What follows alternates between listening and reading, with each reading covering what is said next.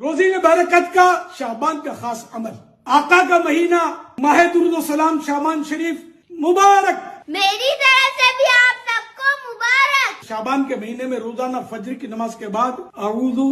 بسم اللہ اور 3 مرتبہ آیت کریمہ یعنی لا الہ الا انت سبحانک انی کنت من الظالمین، اس کے بعد 100 مرتبہ پڑھنا ہے یا اللہ یا رزاق یا غنی، اور اس کے بعد دعا مانگ لیں۔ اللہ نے چاہا تو روزی میں ڈھیر برکت ہو جائے گی، قرضہ ہو تو اللہ چاہے تو اس کی برکت سے اتر جائے، اور تنگ دستی ہو تو دور ہو جائے، نوکری چھوٹ گئی ہو تو وہ بھی لگ جائے، ترقی ہو جائے۔